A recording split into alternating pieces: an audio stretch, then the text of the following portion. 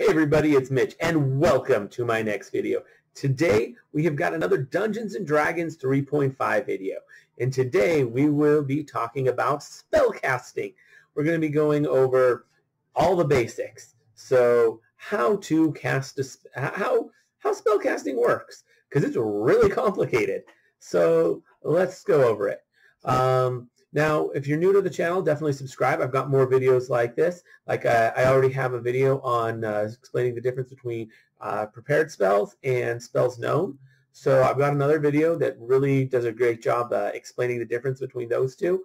I also have another video that talks about the difference between arcane and divine spells. So we got that as well. So check those out for that kind of information. Now, this one is going to be talking about more of an overview. I'll touch on that stuff a little, but we're going to be focusing on the basics. So how does spellcasting work? Well, it's simple once you learn it.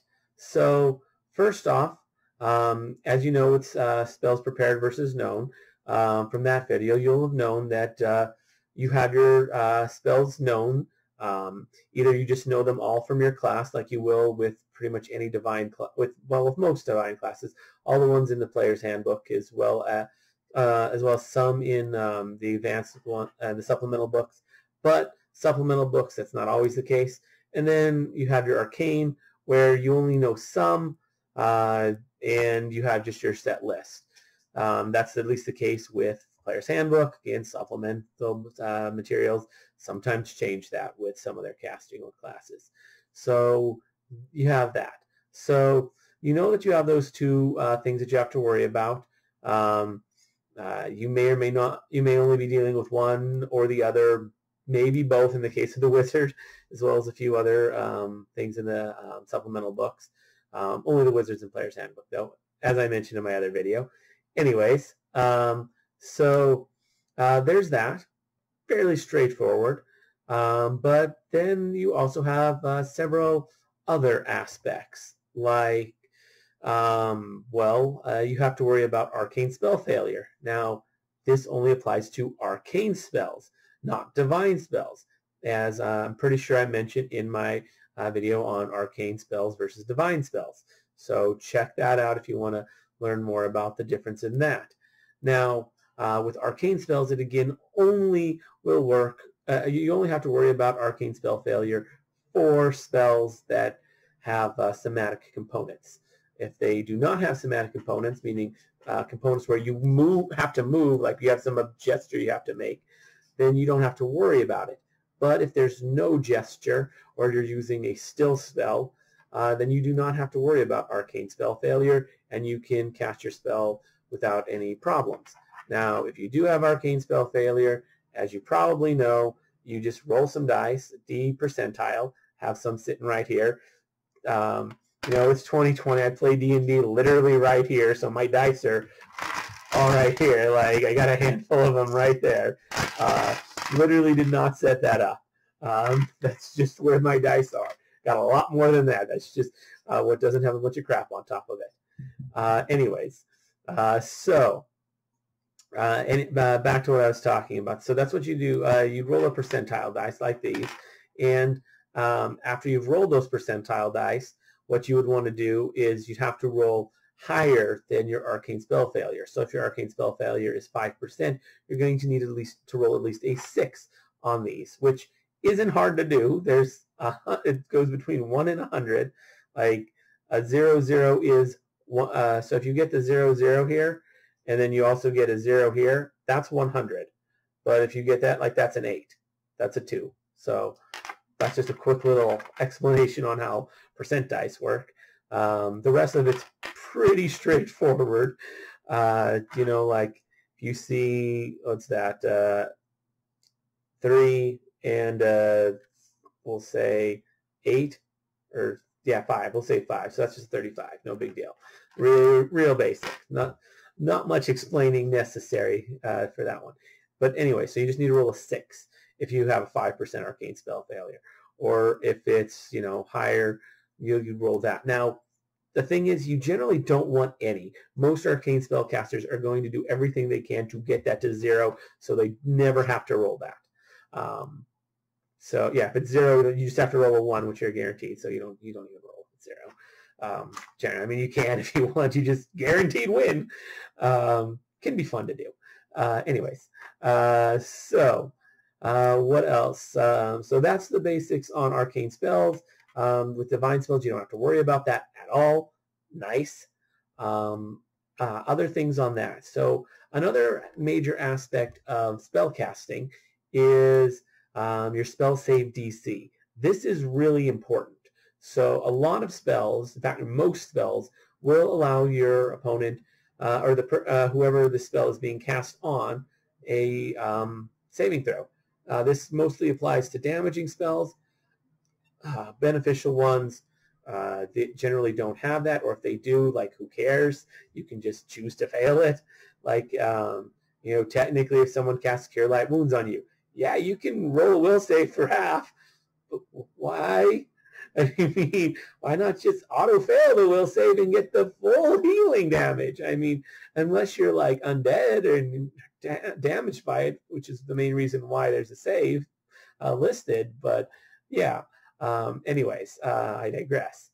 So, yeah, so for spellcasting, that spell save DC is really important. So how do you figure out what it is? Well, it's actually really easy. So it's just 10. So that's your first number that you're going to worry about, plus whatever your casting stat is, you're going to want to look at the modifier for it. So say you're a wizard, that would be intelligence. So you'd look at your intelligence modifier. Now, if you had 20 intelligence, that would be a +5 modifier. So that would be a 15. But that's not your spell save DC just yet. I mean, it is for your 0 level spells, but that's it. That's your base save DC, which is your spell save for your 0 level spells. Now, on top of that, you are also going to add your spell level. So if it's a 5th level spell, you would throw that on top of it as well, which in this case, it'd be 20. It's because 10 + 5 + 5. You just add that together. That's all there is to it. Now, there are feats and various things that you can get that can add to that.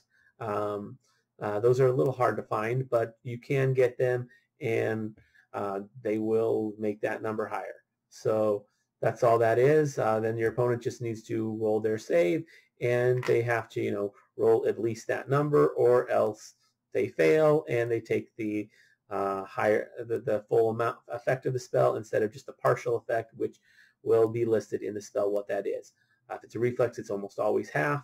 If it's a will or a fortitude, it's usually something else, although sometimes it's half too, like with cure and inflict spells. Okay, so we have that for spell save DCs. Fairly simple, straightforward, nothing too crazy or complicated.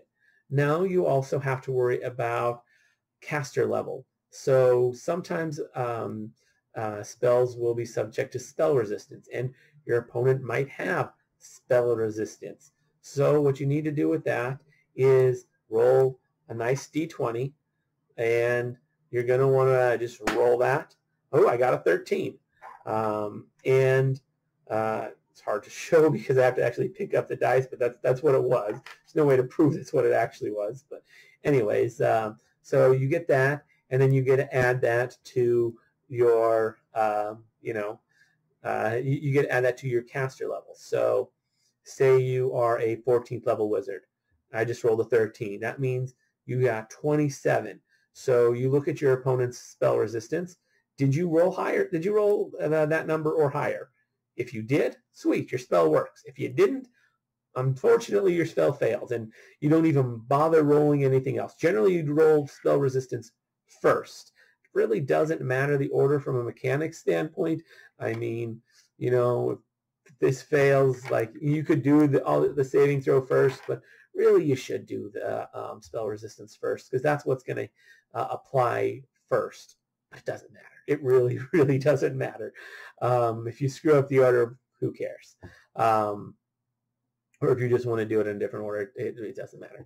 Anyways, so that's, how caster level checks work. Now, there's a number of ways you can boost your caster level, check plenty of class features and feats and all that fun stuff. and they will all make it harder to resist. So, boosting your spell save DC and your effective caster level for these is really nice because it makes your spells are going to work more often than not, and also minimizing arcane spell failure if it applies. So definitely important that you try and get all those things optimized. Get that arcane spell failure to 0 if you can, assuming you have arcane spells, and that you're using ones with somatic components, which, let's be honest, most of the good ones have somatic components. You can technically get around it by just not having somatic components, but there's not too many good spells like that, or just too many spells at all like that, so you're really restricting yourself with that one. So an option, not the best of options. Although Still Spell will make all spells that way, so that's a way to do it. It's even going epic, you can then just use 3 epic feats to make so all your spells are stilled. However, there's some problems with that. It's a really heavy resource, and I think that got and you have to use the older materials to do that. The newer ones, I think, weakened that. Anyways, that's mostly what I have for spells. That covers, I think I've covered pretty much every topic I can think of for spell casting. A question I got on my spells prepared and known was when you're gaining a new spell. Oh, actually, I should go over that. So some classes, when they gain new spells, like the sorcerer and the wizard, they just pick a spell. Now, you can choose not to if you want. Like, that's completely an option. Like, you can just be like, no, I don't want a new spell. Like, okay, if you want to save it for later, like, a DM probably won't let that. A nice one maybe, but a lot probably won't. But you can just choose not to. That's always fine. Like, can't force you to learn a spell. So there's that. But yeah, learning spells is pretty easy. Wizards, like, they can effectively learn all the spells. It just costs them, money to get that. It's going to cost them the coin, those gold and silver pieces, or more likely gold and platinum pieces. Let's be real. No one uses silver after like 3rd level. Like, come on. Okay, maybe past 3rd, but it doesn't take much. It's mostly silver and copper is mostly for them commoners. But anyways, that's mostly all I got on spells. If you guys have anything you want to know, please leave it in the comments. I love hearing from you guys. If you do leave a good comment, there's a decent chance I could make a video about that later. So yeah, if you enjoyed this video, consider watching another one. I got plenty of other videos teaching you all about how to play Dungeons & Dragons 3.5. So check that out. Watch another video. Subscribe to the channel. Anyways, as always, I'm Mitch. I'll be seeing you